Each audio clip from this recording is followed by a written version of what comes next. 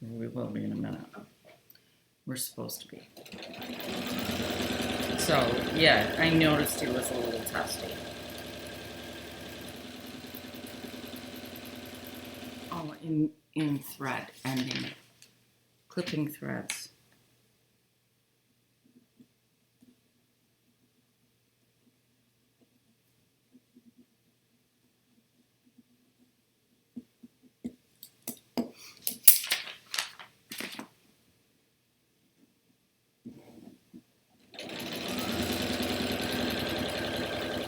Maybe I was just trying to do something all those other times and you don't really have to do anything. I don't know. I'm at a loss. Totally. But you don't see me there, right?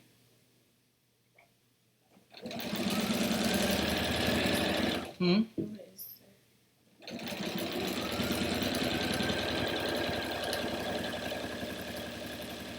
Yeah, because it's not there yet.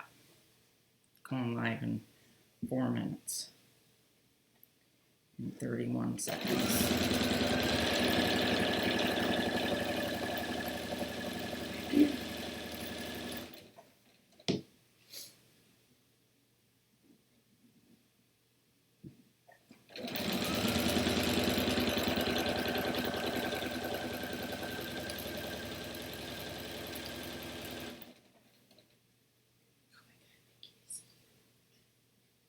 Oh, I haven't seen her. Oh, it's a show right now. Oh.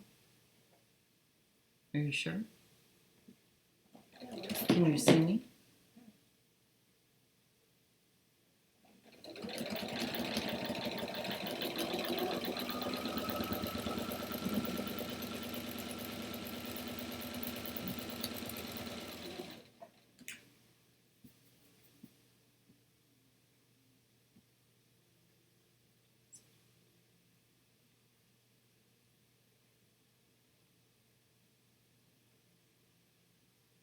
She can see you. Who? Lindsay can see me and hear me? Hi, Lindsay. Hi, everybody. Can somebody type in the live chat so that I know that you're there? Lindsay says she can see me, but guys, I'm not seeing anything yet. Oh, Tracy just told me that you guys are there, so I guess you are. Hi, everybody. How you doing? I'm sewing my plugs. I have to make more. My basket's almost empty. I'll show you. Hang on. Basket's almost empty, so I'm making more plugs. And I'm almost out of thread, so I thought, well, this will be a perfect thing to do while I wait for live streaming to go. If anybody was online earlier, my husband and I were messing around trying to see how to do the scheduled events. Yeah, well, you got to peek at me in my pajama shirt. Not exactly the way I want anybody to see me, even my husband at times, but I guess those things happen. So as soon as I know we've got some more people there, I just want to see somebody type. I kind of wonder where that is. Is anybody saying hi? I had to refresh my thing to get your thing. Oh, you think I got... My daughter's telling me I have to refresh my page. So I'm going to try doing that. There I am! Oh, look at that. I'm there. Okay, guys. I now can see that you're there. But nobody's typing yet, so it must be you still don't want to see me. We'll press these in a few minutes. I'll set these aside. And I'll put these away. We do have both Tracy and Lindsay here again today. Tracy came up. She's sitting here in her pajama pants. I'm going to tell on her. And she says she's not coming on camera because she is sitting here in her pajama pants. And I don't blame her. Because I was quite embarrassed when I found out that you guys were seeing me. I think there were like 20 people on there. So there's 20 people in the world that have seen me sitting here in my pajama shirt which is a men's extra large V-neck white t-shirt. Great, huh? But that's what was happening. The saying that I have 26 people, to explain to you guys what I'm seeing, and if I start looking someplace else, I have my big iMac in front of me, and on it, the top part of the screen is the software that does the live streaming, and the bottom part of the screen is showing what's coming out onto YouTube so that you guys can see it.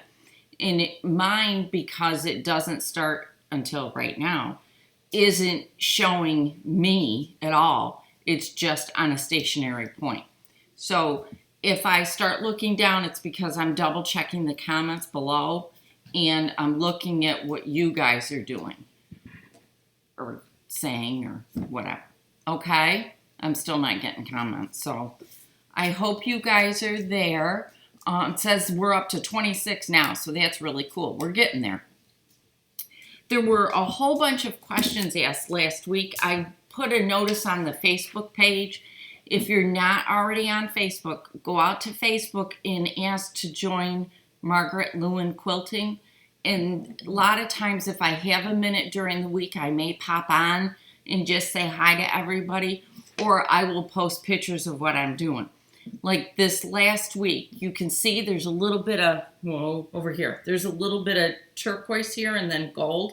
Tracy's going to move the monitor for me so that you guys can see what it is.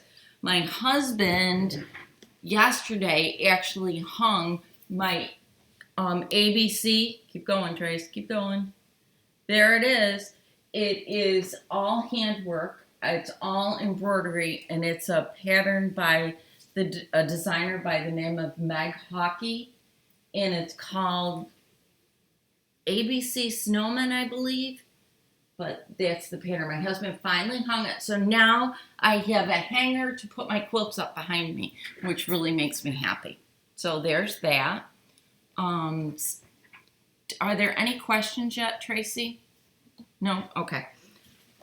There were some questions on Facebook this week, and I wanted to answer those first, okay? Jennifer asked about professionally long arm quilting, if it was feasible financially, and I think a lot of it depends upon where you live, and I also think it depends upon where you're going to be getting your business from. If you are associated with a quilt shop or very close to a quilt shop, then yes, I believe it is very financially feasible. Excuse me. If you don't live near a quilt shop, or if you're not associated with a quilt shop, it's extremely important that you do things like joint guilds, sewing groups, anything like that, because that's where your referral base comes from. So I think that's very important. Do you get rich? No. It gives you a living. It supports my quilting habit is what it really does. So I'm able to pay for all of my own things, and I receive a small profit from it. It's nothing that you might think is a huge profit by any means, shape, or form. I could not be doing this if it wasn't for my husband. I also, many people don't realize it, but I worked outside the house. Hi, I'm seeing people now. I worked outside the house for years. I drove for over an hour to get to my job and was able to save enough money so that now I can do this. So there is Jennifer's answer, or the best one I can give for professionally quilting. If you can dedicate your time to it and you have referral sources close to you, I think it's a great thing to get into. If you don't, I do let you know it could be a little bit tough getting enough paid work in. You know, that can get tough. So that's it. I was also asked about my pressing surface, which is right over here next to me. I don't know if Tracy can move the monitor a little bit. I'll move this, and then you can see it. This is my IKEA cart. I love this thing. It goes all over with me. Right here is my pressing station. And as all it is, there you go. Now you can see it all. and see my iron and out the door. Oh, and there's my Olivia's quilt. My pressing station is made out of, perfect Trace, it's made out of 2 kitchen base cabinets. So it's just 2 cabinets. One has 4 drawers, the other one has 3 drawers, and it is covered with a piece of plywood. And then I have the same material that is used on regular ironing boards that covers that piece of plywood. And then that's it. I did put a layer of 100% cotton between the material for that's the ironing material. So I did put a layer of cotton there and then a new piece. If you go out to my channel, I believe there's an entire video dedicated to my pressing station and how I made my pressing station. My husband and I did it together. It was really easy and I didn't have a bit of problems. Most of the items in the studio are items that my husband and I either made, a contractor made for us, or were repurposed. Like my cutting station is an antique sideboard that I painted. And my sewing table is just a huge piece of plywood that the contractor cut and set up for me. So that's all those things are. They're really, really pretty basic. So there's that. So Peggy, that's what my pressing service is, or my pressing station is. If you go out to the YouTube, you can see exactly how we put it together, because I went into a lot more detail of it there. So I'm just going to say hi to everybody. So there's that. Deanna and Suzanne asked about squaring up a quilt. What I do when I'm all done long arming my quilts, I take a 12.5-inch square. And Deanna said that her cutting board is only 36 by 24. That's all my cutting board is too, same size. So what I will do is take the 12.5-inch ruler and I just lay my quilt over it, and I put the ruler into the corner and just use the markings on the ruler to square it up with the blocks. When I get Olivia's quilt all done and all quilted, I will do a video on how I go about squaring that up before I put the binding on, so that you guys can all see exactly how I'm doing that. Okay? All right. Olga, she asked about cleaning the design wall. The best thing to clean a design wall, in my opinion, is one of those lint rollers. You just take it over it and it just picks up all the extra. I purposely did my design wall with white flannel fabric. That's all it is. It's extra wide white flannel. And what I did was I just covered the board with it. So we actually can take it down and put new fabric on it if it gets really out of control. So that's the answer for the design wall. We're getting more and more people here. Jennifer asked the cutest question. Jennifer wanted to know why our sewing machines come with so many feet. And here are just some of the feet that came with my sewing machine. I keep them right next to me.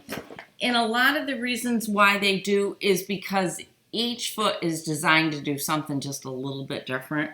You more than likely can get away with the same basic foot that you have. I 9 times out of 10 have my number 37 1/4-inch foot on my sewing machine. It's on there right now. The 2 feet that I use the most are the 2 feet I use the most are my 1/4-inch foot and my walking foot. This is my walking foot. And this 9 times out of 10 is sitting out. I use this when I put binding on a quilt all the time. Jeanette wants a follow-up on Olivia's quilt to pull together what we learned and ideas to carry forward. Okay. My quilts are usually pretty square, Dee Dee, so I don't, Dee Dee's asking if I square them up before I quilt them. I honestly don't. When I put a quilt on my long arm, if I can see that the top of it's not real square, I'll drop down to the first full row and use that as my squaring up row. And there is a quilt, there is a video on how I do that on my channel. It's actually with my mom's quilt. So I will ask my daughter to please put a link to it below. Lindsay, it's grandma's quilt, and it's when the long arm was still in the house before that. Somebody just asked if we're still having problems again. I don't think we are. I think we are definitely live. Tracy's sitting here next to me on an iPad, and she is watching on the delay, right? Yeah, she's sitting here watching me, and I have not heard from Lindsay. Lindsay's at her house watching, so I don't think we are at all. I think we're doing good. So hopefully we are. Hi, Deb, I see you. So, okay. So that answers, no, I don't square up my quilts before I send them off to the long arm or before I long arm myself. What I do is, you know, I'm looking at my Olivia's quilt. You know, it's pretty square and it's pretty straight. So no, I don't. I do it when it comes back. So sorry. That's what I do. I'm not sure of Jeanette's question, Trace. I didn't understand it. Jeanette wants a follow-up. Jeanette, do you want another video that just puts all of the, I think we're up to 4 on Olivia's quilt, so it would be probably 6 videos when it gets all done, because I want to show you guys after it's quilted. So do you want a video at the end that shows all of the steps of what we learned in one video, or do you want me just to go over it with you? I'm not sure what you want, so let us know what you want, and I will make sure that we do it. Okay? All right, so back to the feet. Like, I did a video, I think it was 3 weeks ago now, on the ruffler foot, because this is like one of those contraptions you can buy.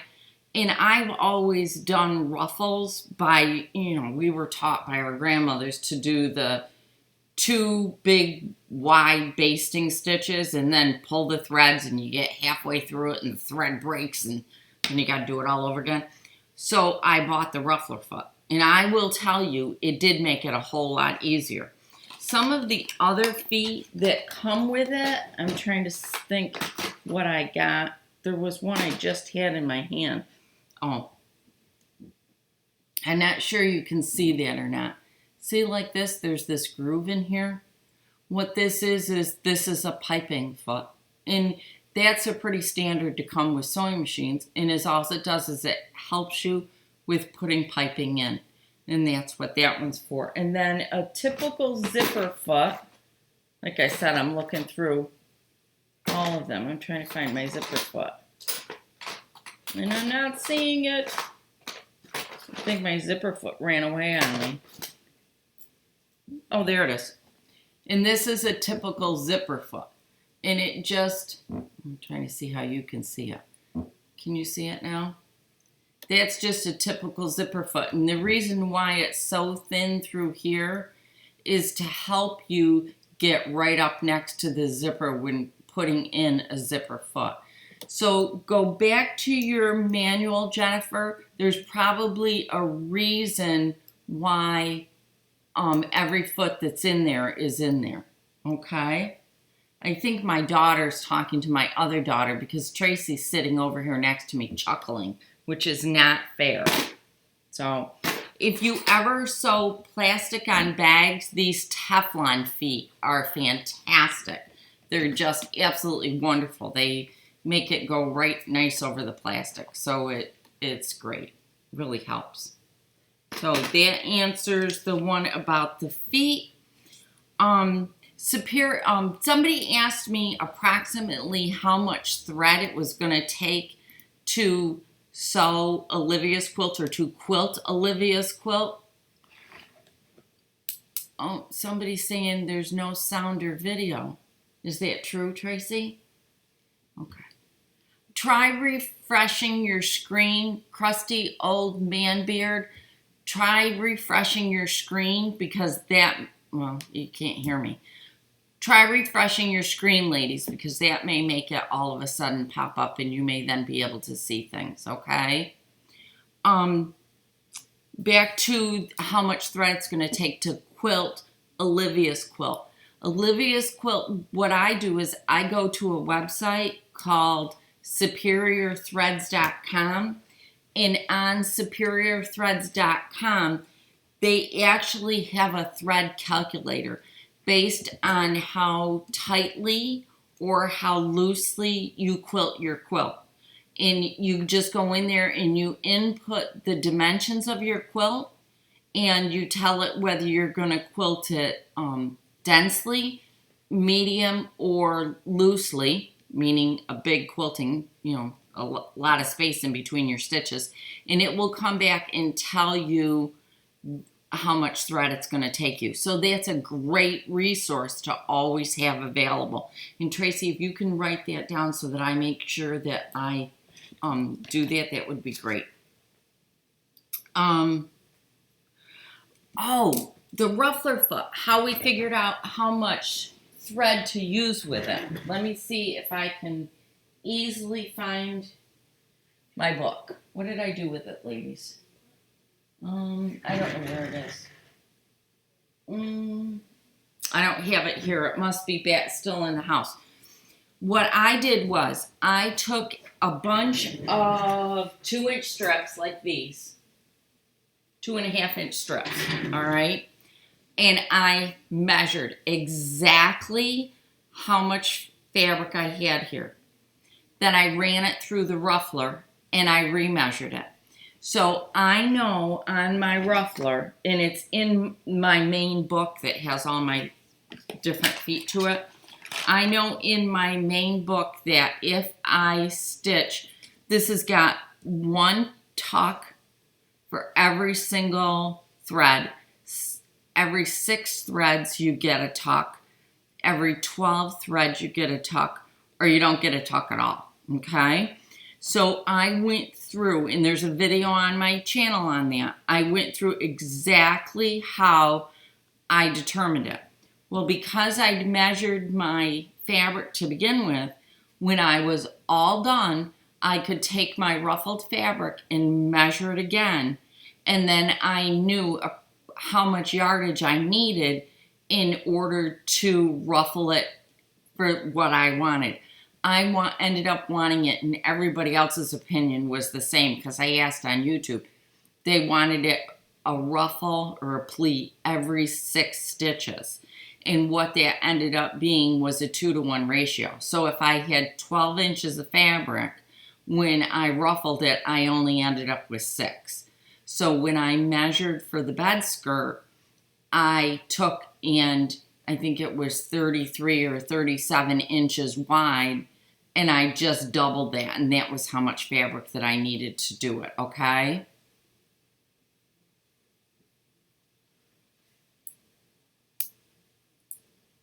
Oh, I didn't mean to make a new live stream. I'm sorry. Somebody said I made a new live stream. I'm sorry. I didn't mean to. I thought I was right on it. My daughter's looking at me like I'm crazy too.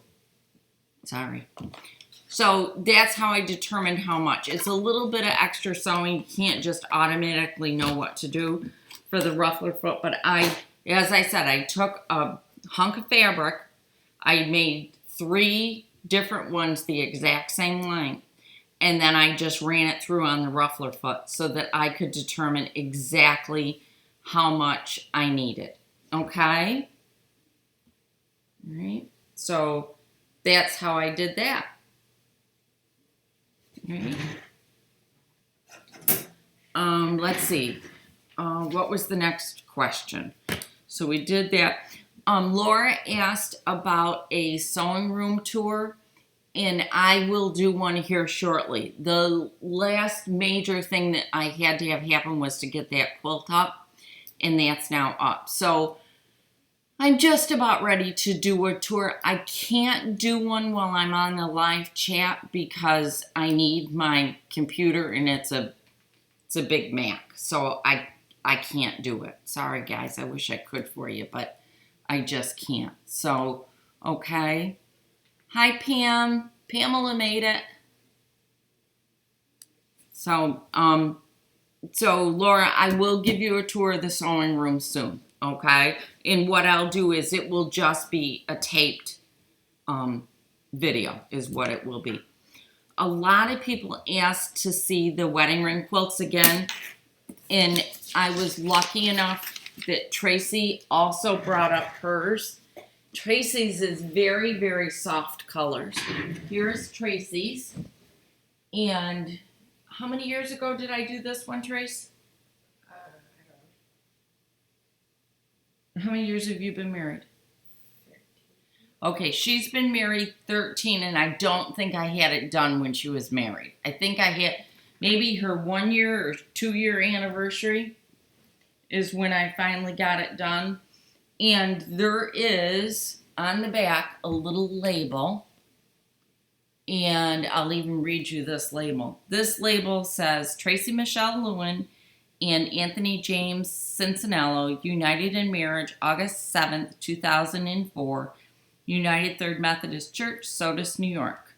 Made with love, hand-pieced and hand-quilted by Margaret Leuwen. So that's what it says on it. And there is not a completed date, but I'm pretty certain it was like 2005, right? About a year afterwards, I got it done. Yeah, Tracy's saying yes, too. So there's my little signature. And her back was not solid. It's a really pretty print. And I don't know if I can get the quilting... If I can get the quilting so you can see it. Can you see that there's a little heart? There's a heart there. So that's the quilting on this one. Okay. So there's Tracy's. And how I made it was I had a plastic templates that I used to cut it out. And then I drew my 1/4 inch lines that I had to sew on. And then I pieced it all together. So it was... it actually took longer to quilt it than it did to piece it. The piecing went really relatively fast. So this is Tracy's. And Lindsay's, I'll show you Lindsay's again. And here is Lindsay's.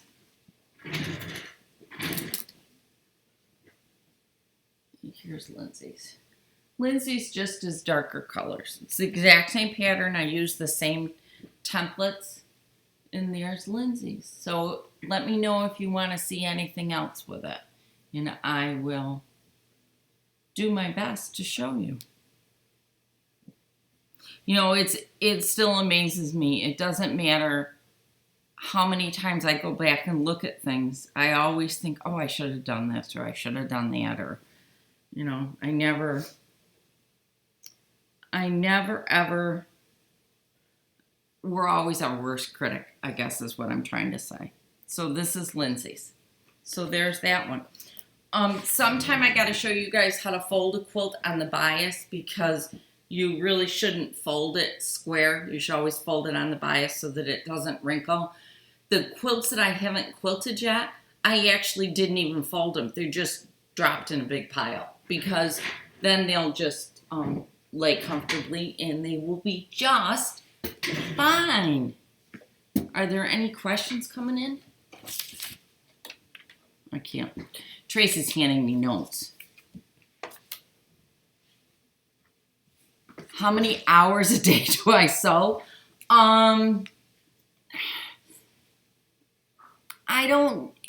It varies. Because I work for myself, it varies. I think there was one day last week that I was only here in the studio for an hour or two.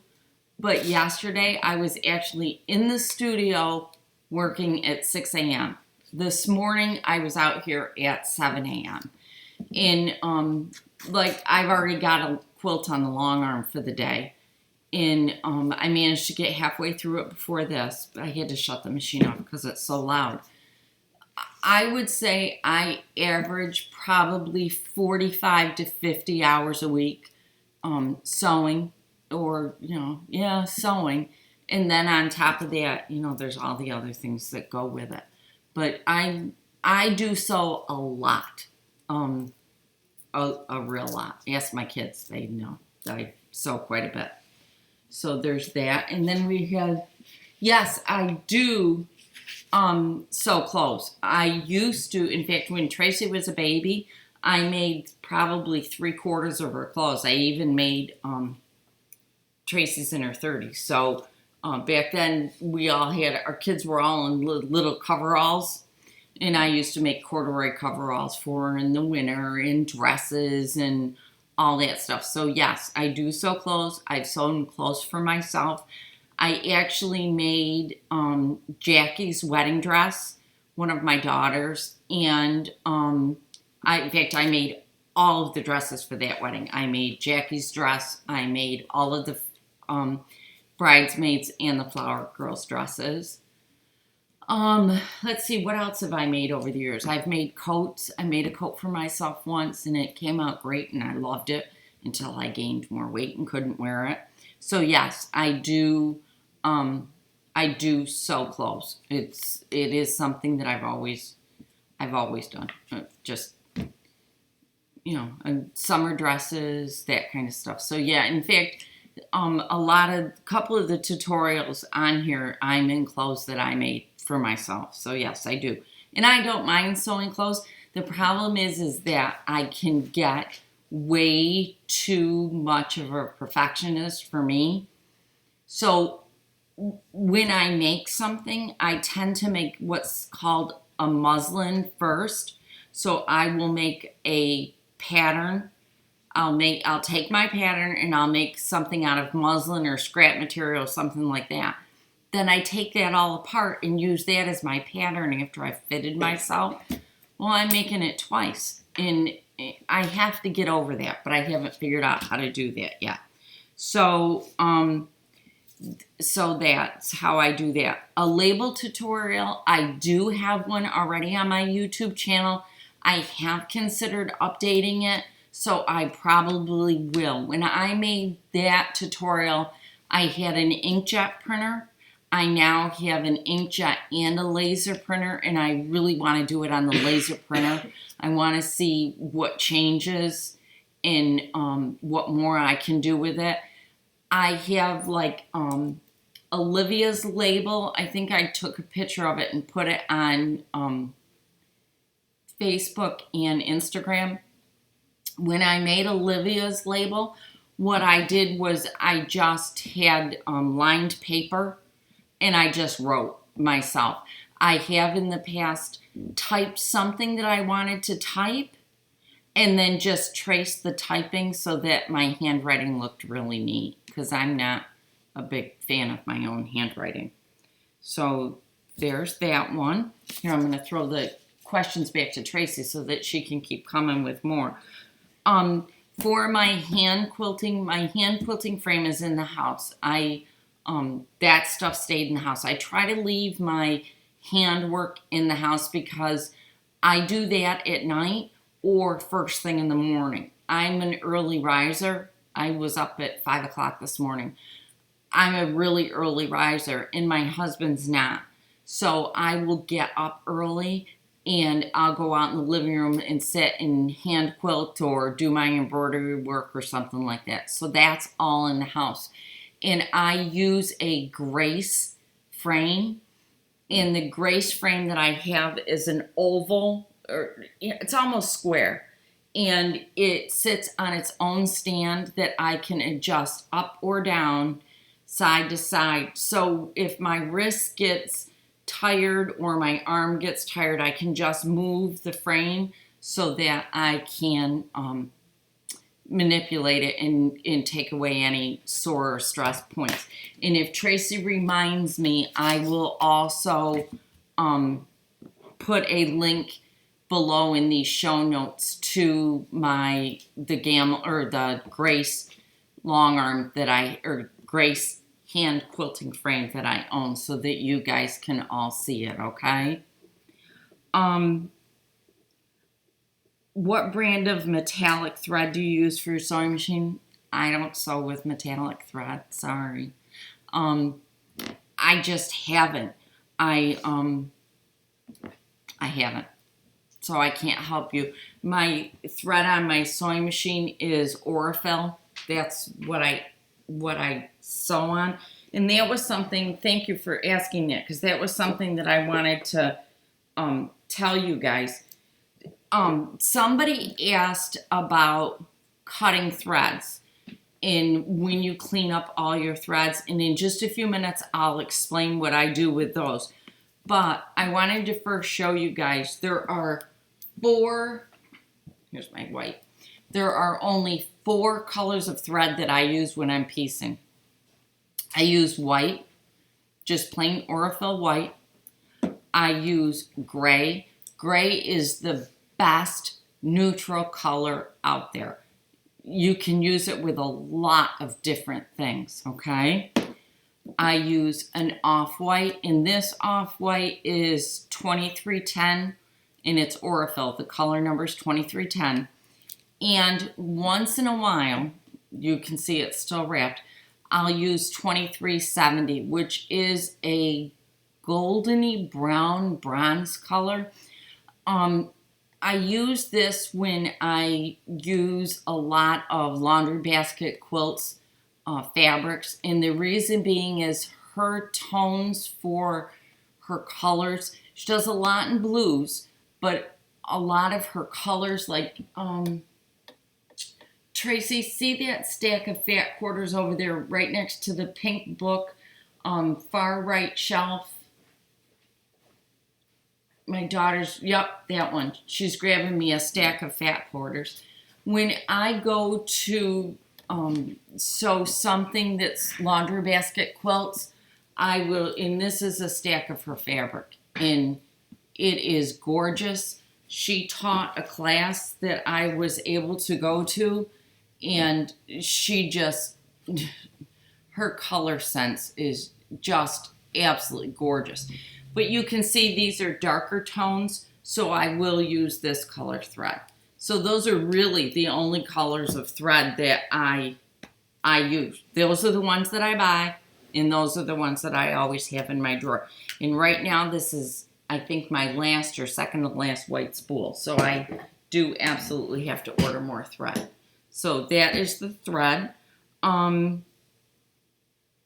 Where do I recommend buying full bolts of fabric online? What kind of fabric are you looking for? I really like the feel of P&B's extra wide backing material. Love it. It just feels just soft and smooth and cuddly, and it really is a great fabric. And their extra wide backing tends to be neutral enough that it goes with everything.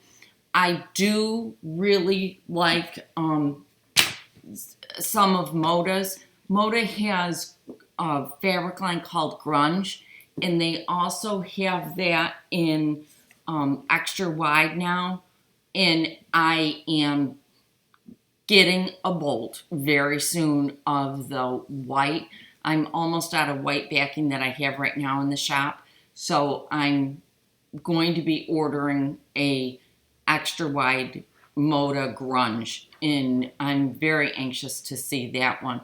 So those are two that I know I recommend. I know the brand names more than I do online. I have purchased from the Fat Quarter Shop in the past with no problems. I have purchased from Green Fairy Quilts. I've bought Fat Quarter bundles and that kind of stuff from Green Fairy Quilts and have never had an issue with them. I'm trying to think where else. When I need a fabric, what I normally do is I normally know the number or the brand name and the color name. So I'll just Google online. And honestly, I've never had a problem with any of my purchases. The fabric for the girls' wedding quilts, I actually bought those from Hancock's of Paducah. I got those online because that was so many years ago. But I always do suggest, and obviously I know we all watch our pennies. I'm one of them too. But I do try really hard to support my local quilt shops because that's where you can go and feel and touch and look and learn what they're doing and what new techniques are coming out. In right now we're going through a phase where we're losing a lot of our local quilt shops, and that's sad because they are part of what makes this industry so fantastic. So, try to look at your local quilt shop. A quilt owner, if you're buying an entire bolt, may, and I can't speak for them, but they may give you a little bit of a discount because you're buying a full bolt. So you might want to ask your local quilt shop. And if you don't have one around you, then I completely understand. And like I said, I've never had a problem with the Fat Quarter Shop. I just ordered last night, actually. Yeah, it was last night. I just ordered Kafe Facet, and it's spelled Kaffe. Kafe has a bunch of Fat Quarter bundles that I just got off of Craftsy. I'm trying to figure out, believe it or not, what our final quilt for 2017 will be. I've done a draft of our third quarter quilt, and at this stage, I'm just trying to figure out if what I drew out I can turn into a quilt or not. And once I figure that out, I will let you know. The gray Aurifil thread, sorry, I did not give you the number, is 2600 is what the gray is. Yeah, I forget. They've got a couple of grays on there. So, and I've met the owner of Aurifil. He would never remember who I am, but I've met him a couple of times at Quilters Take Manhattan, and he is a wonderful person. Just a really, really nice guy. So that's the answer to the gray Aurifil. Have I ever bought from Marshall's Dry Goods? No, I haven't ever bought from there. I've never heard of them. Where are they located? I haven't bought from them, so sorry. Yeah. If you've had good luck with them, please let us know where they are and how they are to work with, because we always can use new outlets for our quilting supplies. I'm handing papers back to Tracy so that she can keep going. I think that's it for a second, except for Tracy's writing or doing something over there. Let's see. Gail and Deanna, if you look around me, whoa, right? No, where am I? Right? If you look around me, you might see the block for next quarter's quilt. I purposely, strategically put it back there so that you could at least get a glimpse of the block. But I will tell you, please don't get far ahead of me on this one, because we are doing it in real succinct steps. We're going to get all of our fabric cut out, and we're going to trim as we go. So I think it'll be a great learning project for people, because we are going to be dealing with our bias. And yesterday, a gentleman came out to the shop for some help with a block that he was making, and it's absolutely gorgeous.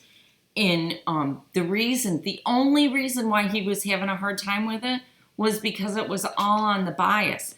His sewing was fantastic. Just because it was on the bias, it was giving us some problems. So next month, you can't get too far ahead of me. I know Olivia's quilt, some of you have it done and are quilting away on it, but next time you're going to have to slow down just a little bit, please. Okay? So Gail and Deanna, there's the information on the next quilt, and I really hope you can see the block. It doesn't look like anything special because I design in gray and white, so you really can't see anything. Ruby and Deanna, I showed you the wedding ring quilts because you wanted to see that. Judith, I wanted to say, and I hope you're on here, I really wanted to say a great big huge thank you. When I was showing the quilts the other day, one of the quilts that I was showing was my mom's fractured windows, I think it's called. Well, the way she made it, it has an open flap, and I have purposely delayed quilting it because of the fact that it's going to get caught on the head of the long arm, which is just going to make a mess, and then I'm going to get frustrated. So I purposely have waited to either have time to baste it down or whatever. Judith suggested that I use Roxanne's glue, and I do have some because I use it for my applique. And she said I would be able to wash it out later, which is fantastic. So I am going to do what you guys said, and I am going to work on my mom's fractured windows first. First, customer quilts. Second, my YouTube priorities. And then third is my mom's quilt. So I am going to get that one done. And I wanted to say thank you so much for that tip. That was wonderful. And a woman by the name of Deb, and Deb, I'm not going to say your last name, emailed me. I think it was Friday night I got her email. And my daughter was here with her family at the time. And I literally sat there and cried when I read your email. And I want to thank you very, very much. I am so glad to hear that you are back quilting. And if there's ever anything that we as fellow quilters can do to help, please do let us know. We're all here, so please do. And I wanted to say thank you so much for your email. It meant a ton to me. Jeannie emailed me and said there have been a lot of questions on the Facebook page in regards to getting your quilts ready to be sent to a long armor or to quilt them for yourself. When you send a quilt to a long armor, most long armors want a minimum of 4 extra inches on the 2 sides and on the top and bottom so that they can attach it to the long arm. I don't care if you piece your backing vertically or horizontally, doesn't matter to me one way or the other. Some long armors, it does matter. So you're going to want to check with the person who's going to do your long arming for you.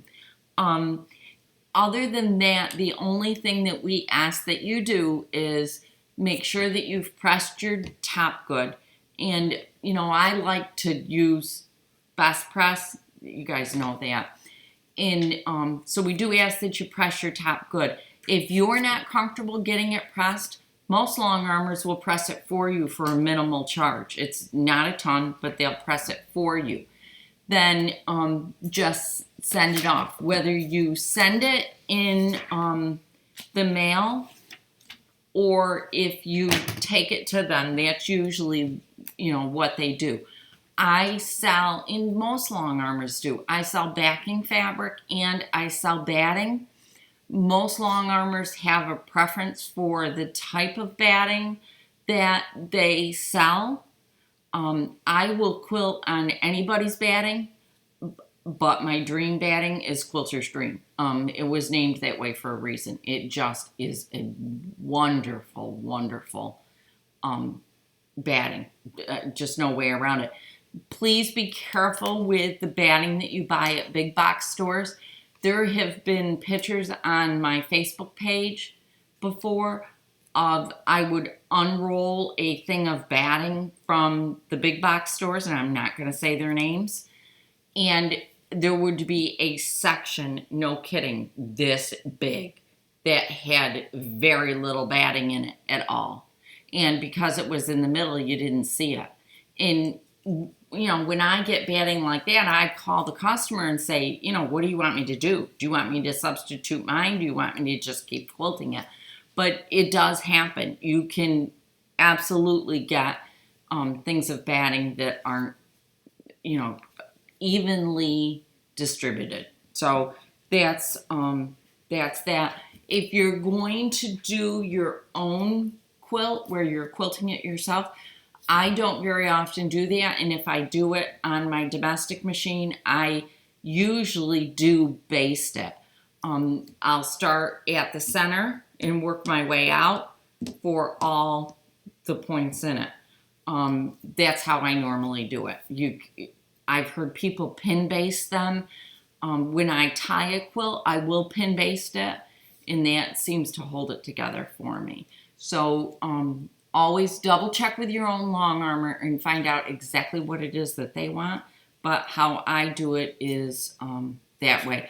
And at least 4 inches, guys, on all sides of your quilt. And that's because we have clamps that we attach your backing and batting to. And they keep everything distributed evenly so that when we quilt your quilt, it's smooth, okay? Was the Dresden plate quilt your pattern or one you can share? I cannot share the pattern. I can share share how I made it. So the pattern came from a book from Sharon Stroud, Stroud. Sharon is a teacher, and it was a book that she wrote. It is out of print, and it's been out of print for quite a few years. Let me see quick, like if I have my template right here. When I showed that the other night, somebody asked me, I don't know if you can even see me over here. Somebody asked me about it, and I do have a template, and I went and I looked online to see if I could find it, and I couldn't find it anymore, and I was having heart failure. And then I realized I have lost an entire box of hand embroidery stuff, and I'm like hitting panic mode over it because I really can't find it anyplace. Last drawer to check here, ladies. Nope, it's not right here, so I'll have to find where I tucked that. So yes, if anybody wants to learn how to do the Dresden plate quilt, I can absolutely show you how I made that right down to the fussy cutting.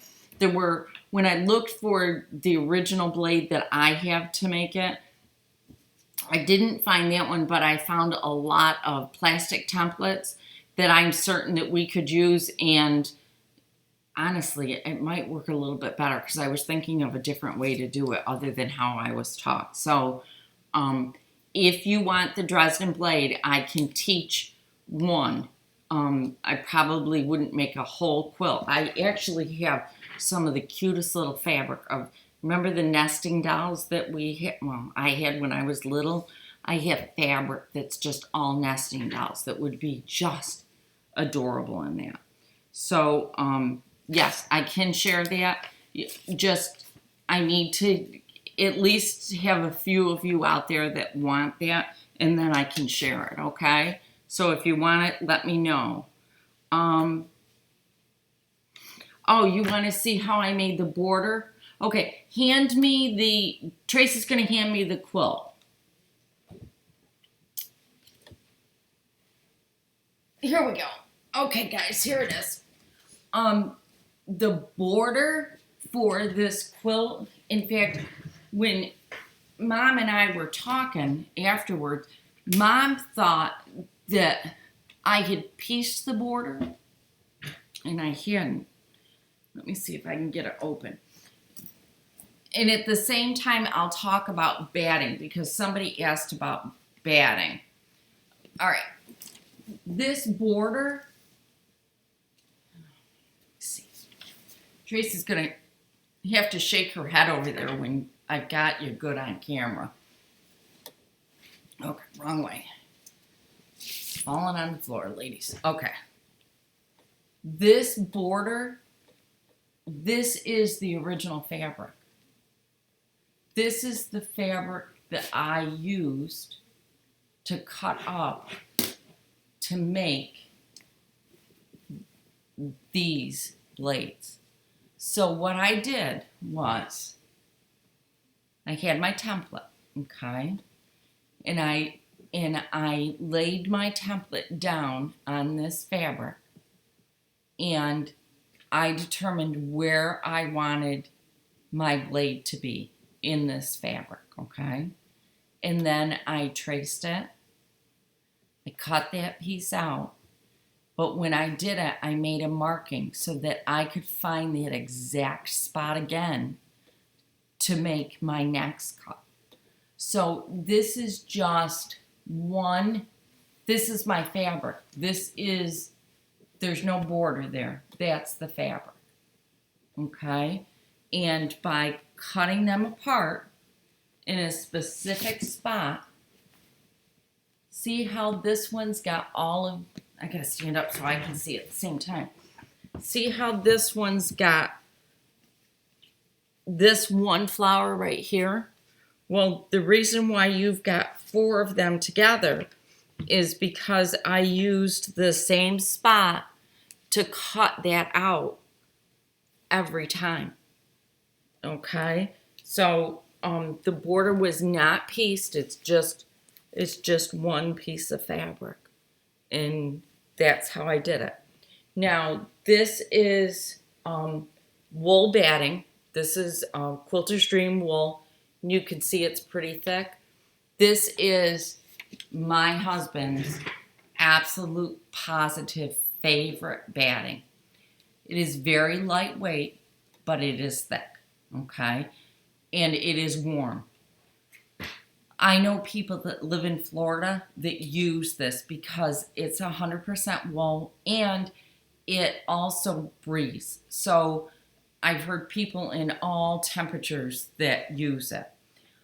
So there's the first one. The second batting, if you're talking about thicker and heavier, Quilter's Dream has 4 different weights. They have a really thin, then they have the Select, which is a little bit heavier, and I tend to use that one a lot.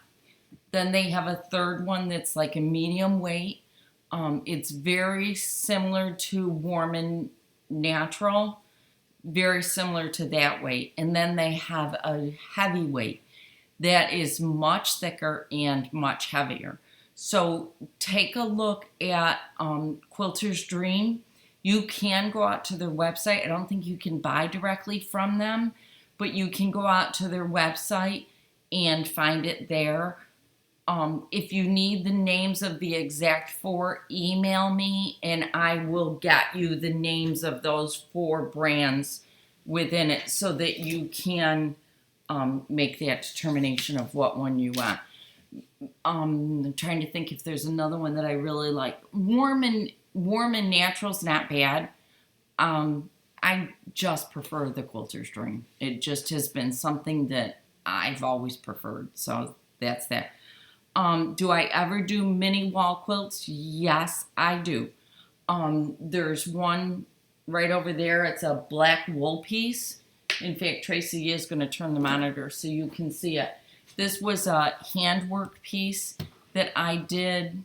Yeah, tilt it up a little bit if you can. There it is.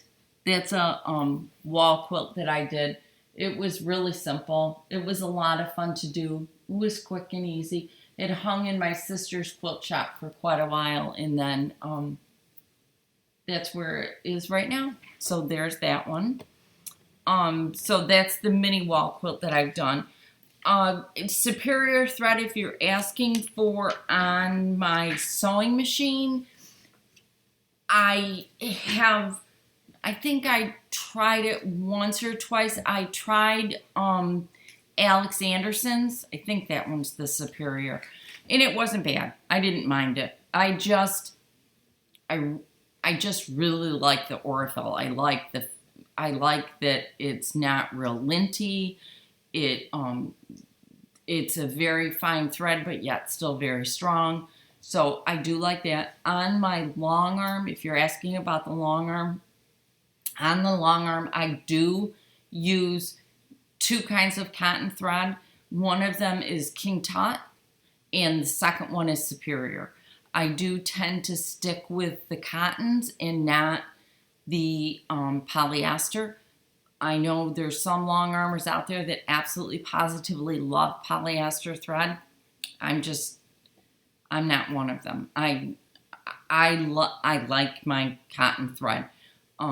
It has nothing to do with worrying about that the polyester thread's going to cut the fabric or, do any of those things. I just really like it. And I really, really like variegated. Variegated is something that I do a lot of. And the reason why is because if you take a look at a piece of fabric, most of our fabrics have some kind of a design in them. And what happens with a variegated thread is those variegations blend more with the fabric than a solid thread does. And people a lot of times think that the solid thread is going to blend better. Well, it doesn't, because like this quilt, you can see that there's all kinds of variegations in that green there. Well, a green variegated thread is going to blend better than a solid green thread. A solid green thread, you're going to see it a whole lot more in other spots. So that's my answer. That was a long answer for that. That is my answer on Superior threads. I do use them. In fact, I purchased Superior's walnut brown thread to do my Moda Sampler Black Shuffle quilt with, because they had the best color that matched it the best. So that's the one I'm using. And I'm going to pop this quilt back over to Tracy, or maybe I'll put it over here. I'll stick it over here. Here we go. So I think that answered those questions, and Tracy's got another one coming here. What are we doing now? Do you quilt on the long arm with cotton too? Yes, I do. Yep. Yes, I do. I use Superior and I use King Tut on the long arm. Those are the two that I use. I do have a metallic thread over there that I bought to quilt with this quilt behind me, the Christmas one. I was thinking that I was going to put metallic snowflakes in with the regular snowflakes, and I just didn't like it, so I ended up not doing it, and the thing of metallic thread is still sitting in the baskets over there. So there was that, and then I had something else came to mind when I had that. There's another question. Can you wash wool batting a lot? Yes, you can. Tracy is actually Tracy. You can't get to it. The one that's all the way down. The next one down. Yep, that one. Thank God Tracy comes up here and Lindsay's at home. I don't know what I do. This quilt is extremely densely quilted. This is another one of my designs. Hopefully you can see the quilting. There is wool in there, and I have thrown this already in the washer with absolutely no problems. Now, the instructions say to wash it, I think, in cool and cool heat, not real hot heat to dry it. I always send the label home so that people know how to do it. But I believe it's cool washing and low tumble dry on the heat. I obviously, considering that I don't know those answers, I do not do that really well. I tend to take my quilts when they're dirty, and I do not recommend that other people do this. When my quilts get dirty and they need to be washed, I take them, I put them in the washer, and I wash them. Then I take them and I put them in the dryer, and I shut the door, and I dry them. I don't do that with my wedding ring quilts or the quilt that was published. Those are the only exceptions to the rule. Those quilts I wash in the bathtub with a very mild detergent, and I will lay them on a white sheet or a large sheet in the sun so that they'll dry. I have dogs, most of you know that. So what I will do is lay them on the deck and lock both things on the deck so the dogs can't trample all over them. But to me, the quilts that I make are quilts that I make because I want to use them and I want other people to use them.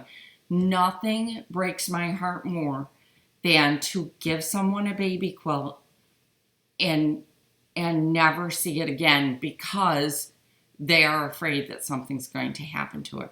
I would much rather that they use that quilt to the point that they have to send it back to me or give it back to me to make another one than to have it just sit there and not be used. Quilts are my labor of love to the people I give them to. So I want them used.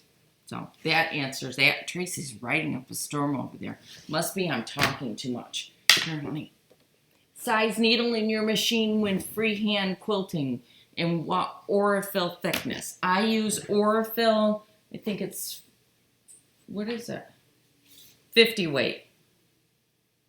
It's just the basic Aurifil. And I've never freehand quilted on my sewing machine, so I can't answer that one. I don't freehand. I have done like cross hatching or stitch in the ditch or just to the side of the ditch. And on those I use the standard, where's my needles? I use the Superior. I will use the 16 sometimes because those are very, very fine. I use the 12 and I use the 14. Those are the three that I tend to use. You need your paper back to write something. Tracy she never did talk when she was a kid either. So she's just sitting over here not talking. These are the three that I use. The titanium 16s, those were recommended to me by Adita Sitar from Laundry Basket Quilts. When I took a course from her, she recommends these. She used the titanium in the 16. I probably will stick one back on my machine here again pretty quick because I would like to try them a little bit more. Right now, the 12 is sitting on my machine and the 14's on and off every once in a while. What I tend to do is when something's not sewing quite right, I'll change the size of my needle and see if that makes it a little bit better. So that's that. What size strip stick do you recommend to start with? Tracy, hand me that one right there. I recommend what size is this one? This has got to be the 18-inch. This is the one that I started with. This is the one that sits in my drawer of my pressing table, and this is the one that gets used the most. I do have the little ones. I think they're 6 or 8 inches. Do you see them? Yeah, I'm not sure what size these are. I do, looks like they're 9 inches actually. I do have the little ones. They're the mini ones, and I like them. I think I would like them with paper piecing because I could keep it right next to me. But I will tell you, I have not very often used this one. I don't use it a lot. The 18 is the one I use the most. The 22-inch was designed with fat quarters, and I get it, why they did it. And it's a good stick. It's just the 18 fits in the drawer, so it just is that much closer to me when I'm pressing. So I like the 18, and that's the one that I suggest you start with. Okay? And Tracy's writing some more for us. Do you wash your fabrics? I saw this debate going on the Facebook page about whether or not who washes their fabric and who doesn't. All right. there's huge controversy out there over this, and I understand. I wash some fabrics, and that's it. Obviously, I don't wash any of my pre-cuts. They don't get washed. I just use them. I will wash something if it's very, very heavily dyed. And you can feel it in the fabric of whether or not it's heavily dyed. Then I will wash it. If it has a lot of red in it or a lot of dark blue or a midnight blue or a black, I will wash it sometimes, but not very often. I'm trying to think when I haven't in years, to be honest with you. I will wash flannel when I go to do yards and yards of flannel for something. I will wash that. But even then, flannel's my only backing that I may wash beforehand. And that's only because flannel shrinks so much that I tend to sometimes do that one. So my fabrics, 9 times out of 10, I don't, unless there's something. I've got some, I really have to stop looking back. You know, I get talking to you, and then I get thinking of things that I have. Someplace back here, I have an entire quilt that is very, very dark batiks. And is this it? No. And I have considered washing that one only because it is so dark, but I still haven't done it, so I probably won't end up doing it. Those are all answered. Have you ever used Glide Thread by Quiltech? No, I have not, but I know someone who absolutely, well, wait a minute. I can't say I've never used it. There was a fellow long armor who wanted me to do snowflakes on her quilt for her. It was one that she put into competition, and we had a collaboration on it. And I did all the snowflakes, and then she does a lot of free motion, and she does gorgeous work. Very, very tight quilting, a lot of quilting, but she does beautiful work. And she wanted Quiltech Glide thread used on her quilt. She supplied the thread for me, and I did use it. It was nice. It was okay. I had to do a lot of adjustments on the tension of my long arm, but I can't say I had a problem with it because I didn't. I just, I don't know why I stick with the cotton, but I guess because that's what I started with, and that's what I always used, and I probably should spread my wings and try some of the other ones, but I just haven't. So, sorry, but other than that one time I used it, it was fine. I didn't have a problem with it, and that's all I can say on it. So, these are, holy cow. Do you guys realize I've been talking for over an hour? Can you explain what a strip stick is? Oh, yes, I can explain what a strip stick is. Did I hand it back to you? This is what a strip stick is. Let me see. Oh, this one's even open. Didn't you do good, Trace? This is what a strip stick is. Okay. A strip stick, I'm going to point it like that. See how it's kind of rounded here? What it appears to be, and I don't know for certain because I've never made one, is probably a rounded off dowel or cut in half dowel. One side of it is really flat and the other side is rounded, and it is padded with some kind of batting or something, and then it's just covered with muslin. Now, let me get one of these things.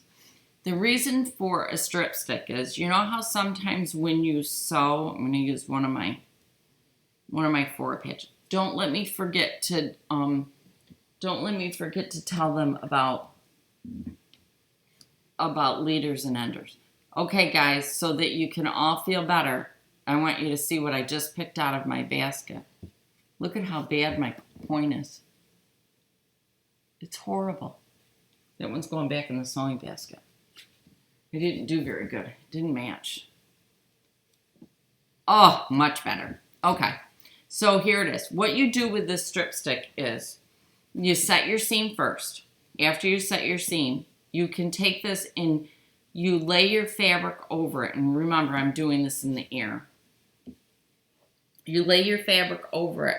And then what you can very easily do is roll your seams. Remember how we opened our seams on Olivia's quilt and we created this secondary 4-patch on the back side? Okay. What happens is when you press this right through here, you know how sometimes you get those tucks? I'm going to make one a little, you get those little tucks right here that your fabric overlaps. Well, by using the strip stick, you go like this, and you press. By using the strip stick, and because it's rounded, it forces those fabrics to the side so that you get really nice pressed seams. And then you know how sometimes you get the line where your fold over is, or where your selvage is on the back, or where your seam allowance is, I'm sorry.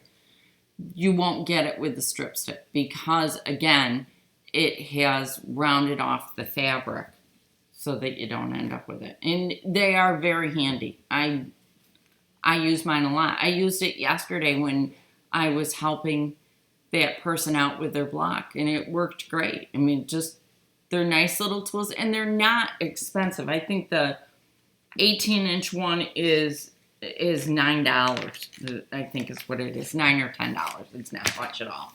So that explains the strip stick. Now, I gotta get a drink of water, guys. Somebody asked me when I go about trimming my quilt. You know how you can end up with all those threads on the back? I don't end up with them on the back. And the reason why I don't is because I always use my plugs that my mom taught me to use. That's how I do it. I've made, where's the ones that I made? Here's the ones that I was making when we started. I take 2 strips of whatever size I want my 4 patches to be at the end, okay? I'll press these with the seam to one side or the other, probably to the print. And then I put them, I cut it in half, okay? I put them on top of one another. I'll cut it in half early for you. Here's my scissors. All right, just bear with me that I've pressed this, okay, guys? All right, so I've pressed that one. Now I'll take my second one, and I've supposedly pressed that one. Make sure I set my seams good on this one when I go to do it, because I'm going to have a problem if I don't. I'll take them and I put them right sides together. And then I take my stripology ruler from Creative Grids, and I just cut every 2 or 2.5 inches, whatever size blocks I'm making, okay? And then I take them and I put them in this basket next to me. I'm reaching in to get one. And they sit in here. They sit in here together already paired up because I've paired them here. And I usually end up putting best press on them, and that kind of glues them a little bit together. And then they sit in my basket like this. So whenever I go to stop sewing something, or I've reached the end of something, I stick one of these under it. And when it gets just here, just past my presser foot, I cut whatever I'm working on off, and I leave this underneath my sewing machine. So that when I go to start again, I finish sewing this, I cut it off, and I drop it in a basket that's right over there on the other end of my sewing machine. Just sits there and they accumulate. I've got quite a few of them. In fact, they're overflowing again. See? These are all my little strips. All right? They just go in there, and then when I have time, or if I'm on a long conference call of some sort, I'll pull these out, open them up, do my seams, and I'll stand in front of the pressing table with my strip stick and just press these open. Okay? So I don't cut my threads at the end. If something happens and I have to start all, if I get sewn and I'm not any longer sewing straight and I've got to back up or I've got to take something out, there are times that I will end up with a tail. I mean, I'm human, just like the rest of you. And when that happens, my little blue scissors, these are Karen K. Buckley scissors. They sit right beside my sewing machine. In fact, they sit right on the back side of it. And I just reach over and clip the threads right there and then as soon as they get beyond it so that they're clipped and I don't have to worry about them. When you are sewing, if you're sewing something that's black and white or that's red and white or that has a strong dominant dark color and a strong light color, please sew with a light colored thread because it is very, very difficult to hide a black thread beneath white material. So just, try to go with the lighter thread, okay? It'll just save your long arm and save you a little bit. So did we have another one or no? No, we're doing good? Okay. Does anybody have any other questions? Holy cow, we've got quite a few people on here. I didn't realize that many were here. Wow. Okay. Anybody have anything else? We're good? Tracy's watching. That's why I keep looking that way, which I guess isn't very nice, and I'm sorry. Trying to make sure I got all of your questions answered. That was the last one, was clipping threads. Was what do I do about clipping threads? I end up not having to have to do it. So at this stage, my Olivia's quilt is all done. It's hanging on the wall over there. I did get it all pressed up this morning, so it is ready to go on the long arm. I think our target was to have it ready to go out to the long arm or to be long arm March 1st. So we have managed that, or at least I have at this stage. So I'm going to get mine quilted. I'm still trying to decide what color thread I'm going to do. I was going to do a variegated pink, but now that I'm looking at it, it seems to have more blue in it than it does pink. So I may end up using a blue. Not sure yet. So I will show you how I square up my quilt after it's quilted. That will be a video that will go up as soon as I can get it quilted. And I'm trying to think, and then what we'll do is probably in that squaring up a video that will include the steps that we took to do Olivia's quilt. And then we're going to start with the next quilt, which is Lyon's quilt, which is spelled Lyon. It happens to be my middle name. It's a family name and one of my grandchildren's name. So Lyon's quilt will be the second quarter quilt, and there's a picture of it, the block right over there. Lindsay's also making it this time, so hopefully we'll get Lindsay to post some pictures of her quilt. And I really love the fact that everybody is posting so many beautiful pictures of their quilt. I am thrilled to pieces with that. So that's what's going on here. I am hoping to have Lyon's quilt all done by April, right? Yeah, April 1st, so that you guys can actually see what it looks like in color, because right now, I'll be honest with you, it doesn't look like much. The design is pretty plain and there's not a lot to it because it's just gray and white. So if that is it. Oh, we had another question. Oh, on curve sewing, there's a I'm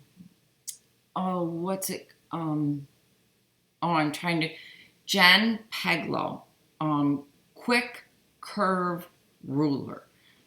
Jen has got, I think it's Jen and her sister have got a number of really great patterns that are done with curves, and they have developed a ruler where you use the ruler to cut it. I tend to be a pinner, and I tried pinning when I made one of her patterns, and I was not able to get the block to lay the way it was supposed to. So then I decided I was going to follow her instructions. And when I followed her instructions, those curves went together so simply and so beautifully. I was dumbfounded. In fact, Tracy is sitting on the quilt right now. So if I can get Tracy off the quilt, I'll show you what the quilt looks like. But you want a quick curve ruler is what you want. And go take a look at her patterns. They are beautiful. They are really, really pretty. And Jen, I am almost thinking her last name's Peglow, but I'm not sure, not 100%. But she does some really gorgeous patterns, and they're simple. They're easy to put together. If you're talking about doing curves on the machine, then I will tell you just take them slow. That's probably your best thing to do. When I'm not using the quick curve ruler, if I'm doing a curve, I pin the center, the two ends, and then the quarters, and then sew. So that I've got it pinned so that you're dealing with the bias, so it doesn't stretch. Bias, no, see, I don't have, trying to think. See, wrong color, Margaret. Try this one. Bias, if you can see this, it has a lot of give, and you can very easily distort a piece of fabric. So that's why I suggest that you pin whenever sewing a curve. And Tracy has, let's see, when are you guys getting the pattern for the next quilt? The pattern will be out on April 1st. The pattern is all done.